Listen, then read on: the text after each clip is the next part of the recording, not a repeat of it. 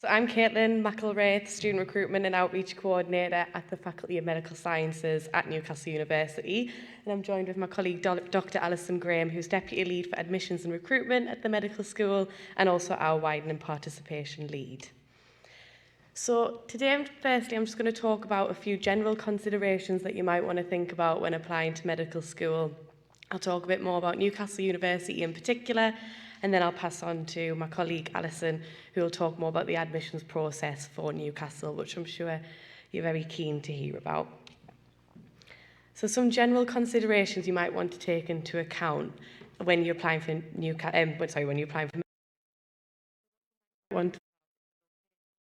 university. For example, do you want to stay close to home? Do you want to move away from home?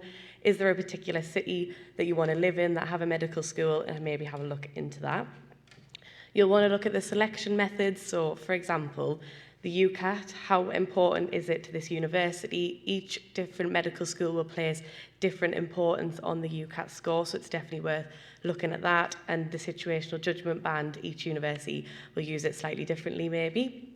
As for interviews, will they use a multiple mini interview or will it be panel? Again, think about what kind of strengths you have in interviews and look at those different interviews, what they entail and what you would prefer to do.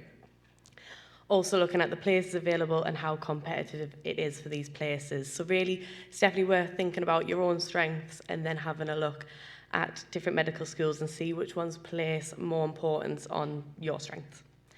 Some other things you might want to think about is the campus and the facilities.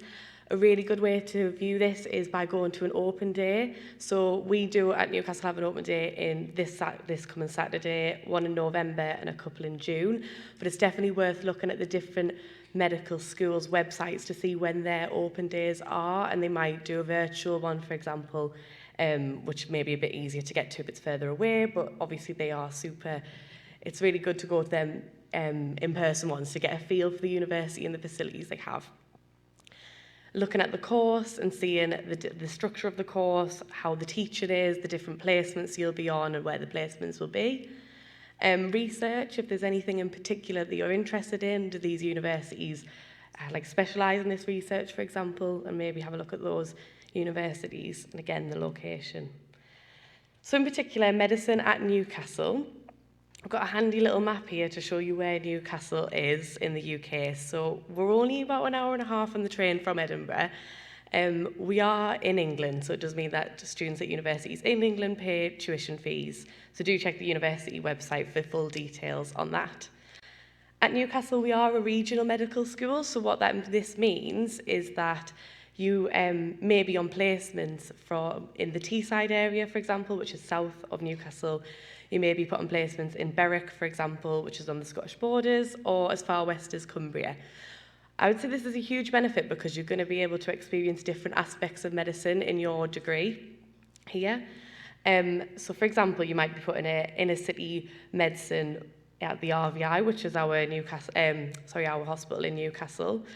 Or you might experience placements in Cumbria, for example, or Berwick, which is much more rural and has an ageing population. So you're going to see different aspects of medicine, different conditions, and experience all these in your degree. So just to give you an overview of the course we have at Newcastle. So we have our A100, which is our 5-year programme. This will be what most students will be applying to. So year 1 and 2, it's campus-based. Then year 3, 4 and 5 is when you do those clinical, we go to a clinical sites around our regional medical school and you do your placements. We've also got our A101 accelerated programme, which is for students who already have a degree, and for this, it's a 4-year course and you do that extended year 1, and that's the only campus-based year you have. And year 3, 4, 5, again, you'll be in different clinical sites around the region. Some key features of our course, so you can read them there on the screen, but just to delve into a couple, we do use an integrated style of teaching at Newcastle, and what this means is it's case-led teaching. So you'll combine the scientific knowledge with the theory and the clinical practice. It's really good if you're a hands-on learner. It is the style of teaching that General Medical Council recommend, but this isn't to say this is the only style of teaching available. So there is traditional styles or problem-based teaching as well. So it's definitely worth looking at what them different techniques of teaching are and how you think your strengths, how they align to the most, and then look at those medical schools that offer that kind of teaching, and yeah, see what they offer. So with the case-led teaching and the integrated course, what this means is that you, at Newcastle, you'll take a system and look at this as a whole. So for example, if you take the digestive system, and then you'll look at the physiology, the biochemistry, the anatomy as a whole for this system. So you're looking at it as like a case-led teaching. There's also, in your second year at Newcastle, there is the opportunity to study at our sister campus in Malaysia, which is called NewMed. It's really good if you want to study abroad. It's quite unique to medical schools. Not many offer that kind of opportunity, so it's really worth looking at different medical schools, seeing what your interests are. If studying abroad is something you really want to do, it could be worth looking at different opportunities that medical schools offer. We also have our 8-week elective, which most medical schools do offer in your 4th year, which is where you can spend 8 weeks anywhere in the world studying and practicing medicine. Also, between your 4th and 5th years, you can intercalate. So if you are really interested in particular part of research, typically a lot of students do cancer research, for example, or global or public health. You can spend a year studying and researching this, and you'll get a master's degree after. So it's really worth looking at if you wanted to go maybe into an academic route after medicine and career-wise. Obviously, you're really young, so you might not know yet, but it's worth looking at all these different opportunities that different medical schools offer, and seeing what they do different and seeing what your interests are, and yeah, how they align to that. So I'll pass on to my colleague Alison, who'll talk a bit about the admissions. Thank you, Caitlin. Hi everyone. So yes, Caitlin said, I'm Alison. I'm the Deputy Lead for Admissions at Newcastle. So I'm just going to talk through the application process that we use at Newcastle. So first of all, how many people are applying and what's the, how many interviews do we do? So we get about 1,500 applications, of which we interview about 1,000 people, and that's for about 340 places in first year at Newcastle. And this is an overview of our admissions process. I'm going to talk through each of these steps in turn. And this is for the A100 course, which is the 5-year course that Caitlin showed you. And I'm going to focus on home fee-paying applicants. I'm also going to focus on applicants who are applying with predicted grades. So, of course, we accept people who already have achieved Highers and Advanced Highers or achieved A-levels or achieved degrees, but I kind of presumed that most people who are here today would be applying with predicted grades, so I'm going to focus on that. And also to say at the very end, I've got an email address. If anybody has got any particular queries about their particular situation or particular qualifications, then by all means email us with your specific query. And we've also got a really good video on our Study Medical Sciences YouTube channel that goes through this process as well, if you want to have a look on there, and it will walk you through that. Okay, so the first step in our process is that we screen for predicted results, and then we score your most recently achieved academic results. So for most people, this will be GCSEs or National 5s or recognised equivalent, and we score the best 8 achieved grades in that. So we have no requirements for specific subjects, we just score the best 8 that you have. And then we also give points to your UCAT as well. UCAT's been mentioned several times today. So most people would sit their UCAT in the summer before applying in the autumn, and we take your overall UCAT test score and award some points to that. And then we add the points from your achieved grades to the points that you've got from your UCAT score, and we rank everybody, we rank all those applicants and invite the top 1,000 to be interviewed.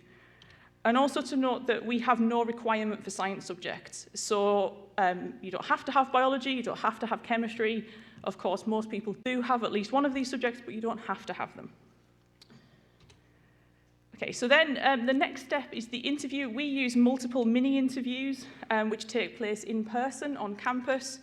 The system we have at the minute is 7 stations that are 7 minutes each. So you see 7 different interviewers.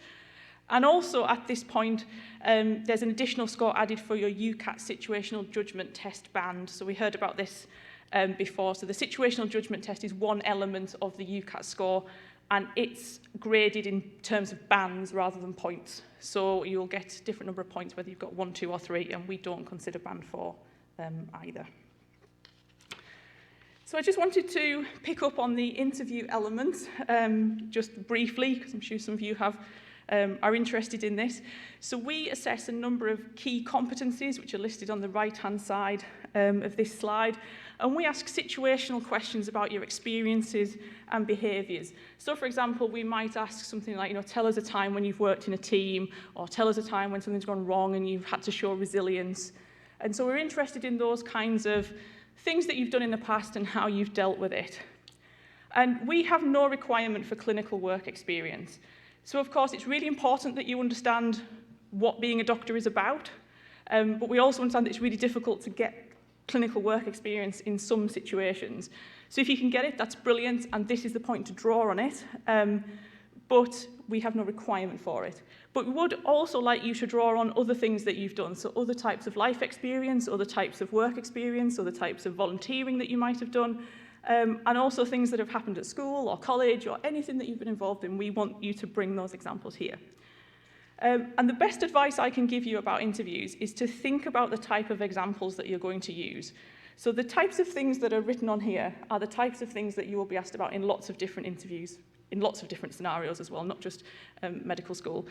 But, think about if you were going to be asked about team working, what type of example could you use about that? Where have you used team working in the past? Has it gone well? Has it not gone so well? Or, where have you used your communication skills? And so think about the types of examples that you might use, but don't learn a script, because that can go against you. Our interviewers are very experienced. They can spot when someone is just reciting something that they've learnt by rote. And also, if you've learnt a script, it can mean that you sort of miss the nuances sometimes of what the interviewer is trying to ask you. So think about the examples that you'll use, but don't learn something off by heart so that you can respond better to the situation in the moment. So all of the interviews are scored, and then personal statements and references are checked after interview. So we don't score these, but we do check them. And then offers are made based on a combination of the academic screen and the interview scores. So essentially, the points that have been accrued from step 1 and the points that have been accrued, the points that have been accrued from step 1 and the points that have been accrued from step 2. They are put together and ranked, and then we make offers on that basis. And these are the offers that we give out. So being in England, we work mainly with A-levels, and candidates are applying with A-levels, but we accept a broad range of other qualifications as well. And I've put the hires and advanced hires grades on here, but we accept international baccalaureate, Cambridge pre-U's, Irish Leaving Certificate, all kinds of qualifications, and those equivalencies are on our website if you want to check them. So you'll notice here that we have 3 types of offers, so they fall into 3 groups. And the last 2 on here are widening access groups. So I just wanted to mention a couple of our widening access routes as we get towards the end. So Newcastle University is committed to widening access to the medical profession, and all of our A100 applicants are screened to see if they meet certain contextual criteria. So A100 is the 5-year programme, and we look at every application to see if they meet certain indicators of disadvantage. And if they do, those candidates might have a lower academic screen, an offer threshold, and a lower offer as well. And then I also wanted to mention our university-wide widening access programme, which is called Partners. So this is a scheme that you apply to, and you can check your eligibility on this website here. And you go through a very similar process to the one I've just described. But the key point is the offer is lower. I've got the A-level offer out here, but there's obviously equivalents as well. But this offer is dependent on you completing a summer school in the July prior to starting the course in the September. So that's the big sort of difference here. So just to reiterate that, the contextual offers, they are checked automatically. You might not even realise that's being done. Whereas with partners, it's a scheme that you apply to. You get a lower offer, but it is dependent on you doing the summer school in the July. Very briefly, the process is slightly different if you're applying to A101, which is our four-year programme for graduate entry and for international applicants. The main difference is that in the academic screen stage, we score the UCAT alone. But as I said, there is also a video on our YouTube channel that goes through international applications as well. So just some final thoughts. So you're doing absolutely the right thing by coming to this kind of event. Get information, think carefully about where you want to apply. I just put a small caveat on that, in that I've seen some fora online where they talk about entry to medical school, and I'd maybe be a little bit cautious with some of that information. You know, I've read some things about entry to Newcastle Medical School where I'm kind of thinking, how do you know that? and I know it's not quite right. So be quite cautious, especially as the process that I've described for entry to Newcastle this year is a new admissions process. We've brought in a new processing for the admissions. So anything that people might have experienced previously might not be relevant for the process that we now use. So take some of what you read with a pinch of salt. And the key attributes that we're looking for is a strong academic background, because it's a demanding course. So we're looking for people with a strong academic background, but not necessarily always top of the class across everything you've ever done academically. You know, one of the reasons that we award points for different things is to spread people out so that we can have quite a fine-grained look at different people's achievements. But you do need to be quite solid academically. We're looking for people with a caring nature and the right temperament as well for going into a career that involves working with people. And also motivation and dedication. You know, it's not just about getting into medical school, it's not just about getting through medical school. You know, it's a very long course, it's a long career, so we want to make sure that you are able to get through that and are there for the right reasons. So thank you. So if you want to follow up, that's our email address that you can contact us on.